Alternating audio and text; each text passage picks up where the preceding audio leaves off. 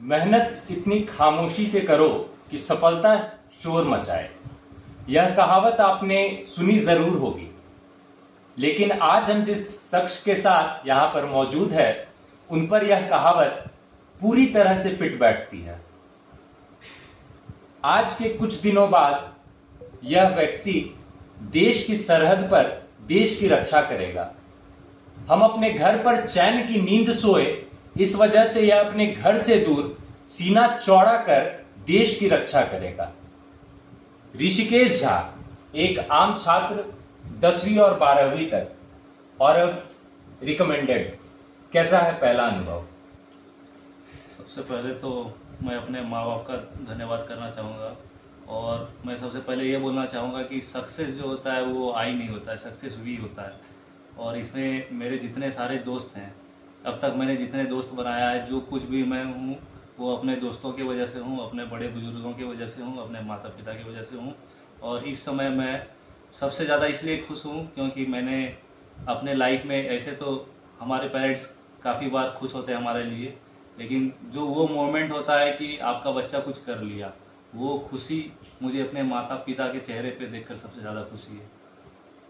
और जैसे ही आपने यह पढ़ा और यह जाना कि आप रिकमेंड हो चुके हैं, तो सबसे पहले इस चीज़ की जानकारी आपने किसको दी? सबसे पहले इस चीज़ की जानकारी मेरे साथ एक भैया रहते हैं, मैंने उनको दी, क्योंकि मैं सोचा था, क्योंकि मैंने अब तक टोटल 22 एग्ज़ाम दिया है 12th के बाद से, और मैं चाहता था कि मैं अपने पेरेंट्स को सरप्राइज़ दूं। तो मैंने अपने सबसे, जो मेरे साथ रहते हैं, चीकू भैया नाम है उनका, अभिषेक ठाकुर उनका शुभ नाम है, मैंने सबसे पहले जानकारी उनको दी। फिर मैंने अपने एनसीसी के दोस्त प्रगति को बताया, और फिर मैंने आपको भी बताया, और मैंने अपने बहुत सारे दोस्तों को, फिर धीरे धीरे फैलते चले गए। ठीक है, तो एसएसबी का 5 दिन का इंटरव्यू कैसे हुआ? क्या था मन में फीलिंग? पहले दिन, दूसरे दिन, तीसरे दिन कैसा रहा अनुभव?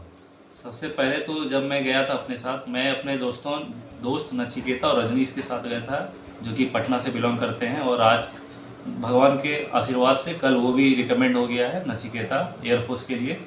तो हम तीनों एक साथ गए और हमारा जर्नी वहीं पे हम एक साथ रहे, रिपोर्टिंग किए 23 जुलाई को। और सबसे पहले हमारा स्क्रीनिंग होता है, जिसमें एक पिक्चर दिया जाता है, उसमें एक स्टोरी लिखना रहता है, और रीजनिंग रहता है OIR, और उसके बेसिस पे हमारे करीब 535 लड़के की रिपोर्टिंग थी, जिसमें कि स्क्रीनिंग 24 लड़के हुए, मैं लकीली हो गया। और उसके बाद अगले 2 दिन तक, उसके बाद दूसरे दिन साइकोलॉजी टेस्ट होता है, जिसमें कि वैट होता है, SRT होता है, सिचुएशन रिएक्शन टेस्ट, और TAT होता है, और SD होता है, सेल्फ डिस्क्रिप्शन टेस्ट। और तीसरे दिन से फिर GTO स्टार्ट हो जाता है, जिसमें कि group discussion, lecturettes, group planning exercise बोलते हैं उसको, एक वो होता है, और काफ़ी सारा ग्रुप टास्क होता है जो कि ग्राउंड पे किया जाता है। और उसके अलावा एक इंटरव्यू भी होता है आपका बोर्ड प्रेसिडेंट या डिप्टी बोर्ड प्रेसिडेंट के साथ, 1-to-1 इंटरेक्शन उसको बोला जाता है, जिसमें कि आपको अपॉर्चुनिटी मिलता है एक बड़े सेना के अधिकारी से बात करने का, करीब 1 घंटा। और अंतिम दिन, पाँचवा दिन जो 27 जुलाई था, उस दिन मैं रिकमेंड हुआ, और मैंने कभी सोचा नहीं था कि मैं रिकमेंड हो जाऊँगा। और मुझे आज भी याद है कि मैंने अपने पॉकेट में अपने दिल को थामने के लिए हनुमान चालीसा और बाबा महाकाल का भस्म अपने पॉकेट में रखा था, जो कि मेरे हार्ट बीट को कूल कर रही थी। और वहाँ पे उन्होंने कैमरा में देखा भी था, और उन्होंने मुझसे पूछा भी था कि तुम अपने बार बार चेस्ट को ऐसे ऐसे क्या कर रहे हो, ऐसे ऐसे क्या कर रहे हो। तो मैंने वहाँ उनको अपना हनुमान चालीसा निकाल के भी दिखाया था।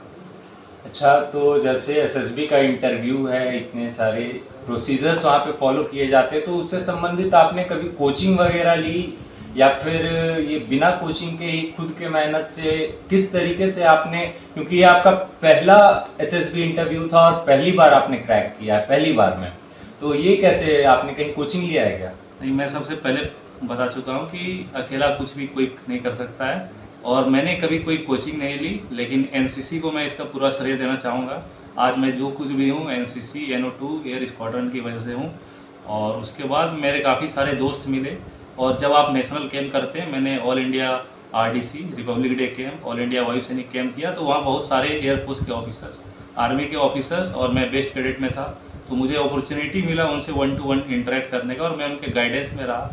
अपने CO सर ने भी मुझे विंग कमांडर रजनीत ने और wing commander Aniket Kumar sir ने काफ़ी गाइड किया, और मेरे सबसे अच्छे दोस्त दीपक और नचिकेता और रजनीश, इन्होंने मेरे साथ काफ़ी, हम 4 एक साथ ही तैयारी करते थे, और 3 का हो गया और बहुत जल्दी रजनीश का भी हो जाएगा। और मेरी कुछ फीमेल फ्रेंड्स भी हैं, जैसे प्रीतिमा आई थी, मैं उनके साथ भी किया करता था। और मेरे एक रोहित भैया हैं, वो मेरे लिए सबसे बड़े प्रेरणा स्रोत थे। उन्होंने 23वां अटैम्प्ट में अपना रिकमेंडेशन लिया, और वो मेरे लिए बहुत बड़े प्रेरणा स्रोत हैं, और वो बोलते थे कि तुम मेरे गलतियों से सीखो, और मुझे लगता है कि उन्होंने मेरा काफ़ी मदद किया है यहाँ तक पहुँचने के लिए। मैं उनकी गलतियों से सीखा, वो मुझे अपने अनुज की तरह हमेशा सिखाते गए। चलिए, एक बात आपने अच्छी बताई कि उन्होंने कहा कि आप मेरी गलतियों से सीखो, आप खुद गलती करने का इंतज़ार ना करो। मेरा अगला सवाल आपसे यही रहेगा कि रिकमेंड होने से पहले की ज़िंदगी और उसके बाद की ज़िंदगी, क्या कुछ फ़र्क है? रिकमेंड होने से पहले, जैसा कि अभी हम इस एज में होते हैं, इस एज में आता है कि हम बहुत अपने बारे में सेल्फ डाउट करते हैं। तो सेल्फ डाउट होना बहुत एक कॉमन सी बात है, और ये एक लाइफ का पार्ट है। अगर आपको सेल्फ डाउट नहीं होगी तो आप कुछ कर नहीं सकते हैं। ये बोला गया है that everything is impossible unless and until it is achieved और इट इज डन। तो उससे पहले तो बहुत सेल्फ डाउट होता था खुद पे कि क्या करूँगा, नहीं करूँगा। और जो सोसाइटी थी, मैं जिस तरह का शुरू से बिलो एवरेज पढ़ने में लड़का रहा हूँ, और मैं कभी काफ़ी तेज़ नहीं था, तो सबको डाउट होता था कि क्या करेगा, नहीं करेगा। बहुत लोगों को ये भी बोलते सुना था कि ये कुछ नहीं कर सकता है, और आज जब वही लोग सुनते कि ये बन गया है, ये लेफ्टिनेंट बनेगा आर्मी में, तो आश्चर्यचकित हो जाते हैं। चलिए, ये चीज़ तो है। और एक, जैसा कि आपने बताया कि इसमें एनसीसी का काफ़ी बड़ा रोल है, तो ये केवल वहाँ से आपने सीखा है या फिर आपके एसएसबी के इंटरव्यू में भी वो काम आया? जैसे एनसीसी में आपने बताया कि ऑल इंडिया वायु सैनिक कैंप आप गए, फिर रिपब्लिक डे कैंप गए, तो वहाँ पे क्या कुछ अलग था? किस चीज़ ने प्रोत्साहित किया? मैं बचपन से ही, जब से मैंने होश संभाला तब से मैं आर्मी ही ज्वाइन करना चाहता था। बीच में मैं एयरफोर्स भी ज्वाइन करना चाहता था, जब मैं यहाँ एयर एनसीसी ज्वाइन किया था। बट अल्टीमेटली आपको वही मिलती है जो आप बचपन से चाहते हैं। मैंने काफ़ी विनती की थी भगवान से कि मैं आर्मी में ही जाऊँ, और भगवान का आशीर्वाद से मैं आर्मी में गया। और एनसीसी का रोल इतना रहा कि मैं जब 7-8 में पढ़ता था, एक बहुत पढ़ने में वीक सा लड़का था, किसी से ज़्यादा बातचीत नहीं करता था।